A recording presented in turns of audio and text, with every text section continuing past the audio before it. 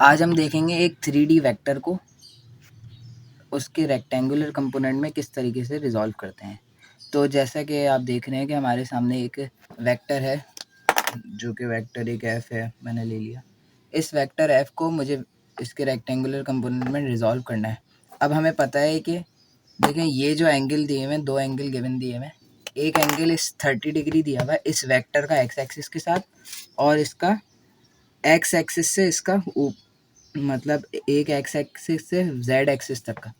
अगर मैं इसको आपको एक फॉर्म में दिखाऊं तो कुछ इस तरीके से मेरे पास एक प्लेन है। इसकी ये जो है ये एक्स एक्सिस है, ये जेड एक्सिस है, और ऊपर इसकी वाई एक्सिस है। और ये एक वेक्टर है जो कि ऐसे हमें नज़र आ रहा है। इस वेक्टर की डायरेक्शन जैसे ये 60 डिग्री का एंगल इसके एक्स एक्सिस से इधर वाई एक्सिस तक है। मतलब यहाँ से ये जो एंगल गिवन दिया हुआ है इसका, ये जो एंगल दिया हुआ है ये है 60 डिग्री। और इसका अगर मैं इसको ऊपर से देखूं, ऊपर से आप अगर देखें तो ये जो एंगल है ये 30 डिग्री है। Hope so you can get this. देखें, ये एंगल जो है ये 30 डिग्री का है, और ये जो एंगल है इसका ये 60 डिग्री का है। ये बड़ा बेहतरीन आया है। जैसे ये आप देख सकते हैं कि इसका इस एक्स एक्सिस से यहाँ पे जो एंगल है वाई के साथ एक्स वाई प्लेन में ये 60 डिग्री का, और यहाँ से अगर हम देखें तो ये जो एंगल है ये 30 डिग्री का बन रहा है। सेम बिल्कुल एज इट इज़ यही है। अब मुझे इसको ब्रेक करना है, इसके कंपोनेंट में रिजॉल्व करना है। अब मैंने देखें, अब 60 वाले को देखना है, 30 को नहीं। क्यों? क्योंकि ये इस तरीके से इसकी बन रही है फॉर्म, ये 3D में बन रहा है। इसको मैं अगर 2D में ले लूँ तो 2D में कुछ इस तरीके से बनेगा। ये इसका एंगल ये 60 डिग्री, ये वेक्टर एफ है। इसको ब्रेक कर दिया मैंने, तो ये यहाँ पे इसके जो कंपोनेंट बन जाएंगे, जो एंगल के साथ वाला हो जाएगा वो एफ कॉस 60 हो जाएगा, और ये एफ साइन 60 हो जाएगा। अब एफ साइन 60 जो है, ये दो कंपोनेंट जो बन गए। एफ साइन 60 जो है ये देखें, ये वाई एक्सिस की डायरेक्शन में ये वाला। अब मैं इसके ऊपर कैप लगा देता हूँ, एफ साइन 60, क्योंकि ये इस एंगल के सामने वाला है एफ साइन 60 वाई एक्सिस की डायरेक्शन में। तो ये हमारे पास एक हो गया। लेकिन ये जो बना मेरे पास एफ कॉस 60 वाला, ये जो वेक्टर बना है एफ कॉस 60 वाला, ये 30 के एंगल से मेरे पास है। अगर मैं इसको यहाँ ब्रेक कर दूँ,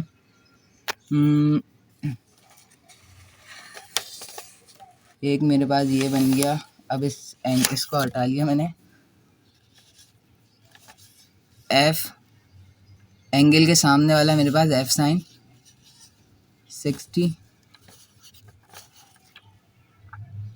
और ये जो नीचे वाला था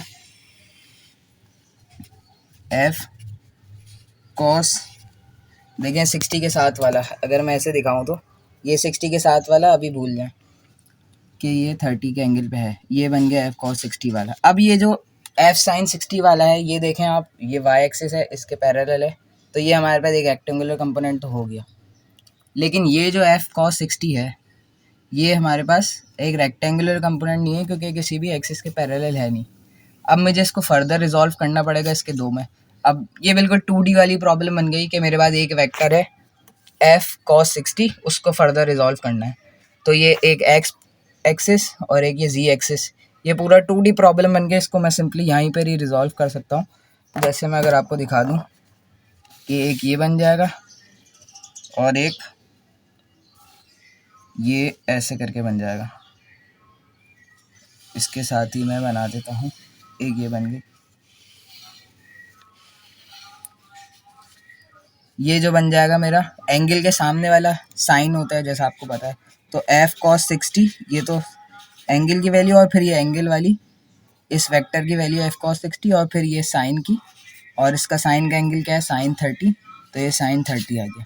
अब ये एंगल के साथ वाला जो बन रहा है, ये जो मेरा बन जाएगा, ये बन जाएगा, ये जो मेरा यहाँ तक का वेक्टर आया है, ये बन जाएगा मेरे पास एफ कॉस 60, और फिर ये 30 के एंगल वाला वापस से कॉस 30, क्योंकि ये एंगल के साथ है, जिसे बेस भी कहते हो आप।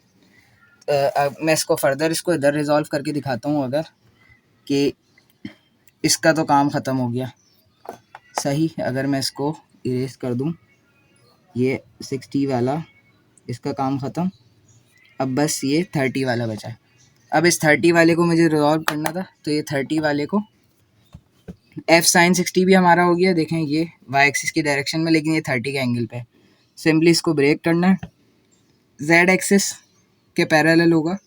देख लें जेड एक्सिस इसी के पैरेलल यूं बनेगा, ब्लैक ये बन जाएगा हमारे पास ये जो छोटा वेक्टर कैसे बनेगा, एफ कॉस 60 और ये 30 के सामने है तो साइन 30 बन जाएगा जो जेड एक्सिस के पैरेलल है। अब जेड एक्सिस ये पॉजिटिव है तो ये पॉजिटिव रहेगा, और ये जो वेक्टर बनेगा नीचे साथ वाला मैं इधर बना दूँ, ये एंगल के साथ है तो ये कॉस वाला बन जाएगा। एफ ये एंगल था एफ कॉस 60 और ये 30 वाला जो ब्रेक करा ये एफ 60 और ये हो जाएगा कॉस 30। तो जो मेरे पास रिजॉल्व कर आ गया ये एफ 3D में जो आ गया, एक्स वाला कंपोनेंट जो एक्स के साथ है ये एक्स की डायरेक्शन में क्या हो गया, एफ कॉस 60 कॉस 30 आई प्लस पॉजिटिव डायरेक्शन में ये क्योंकि इसका वाई वाला कंपोनेंट कितना हो गया, एफ साइन 60 जे, और फिर ये जी वाला भी जेड तो ये पॉजिटिव ही रहेगा, तो ये जाएगा एफ ये लिखा हुआ है कॉस 60 और साइन 30 के।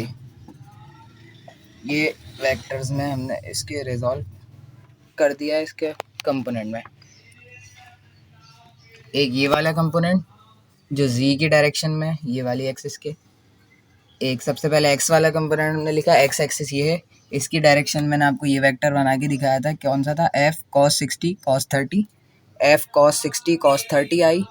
अब j वाला कंपोनेंट जो y की डायरेक्शन में था वो हमारा पहले ही रिजॉल्व हो गया था, ये y एक्सिस की डायरेक्शन में ये f sin 60 तो ये f sin 60 j है। और फिर k वाला कंपोनेंट मतलब जो z एक्सिस के पैरेलल है तो ये z एक्सिस है हमारे पास, और ये इसके पैरेलल ये वाला वेक्टर निकला था हमारा f cos 60 sin 30 f cos 60 sin 30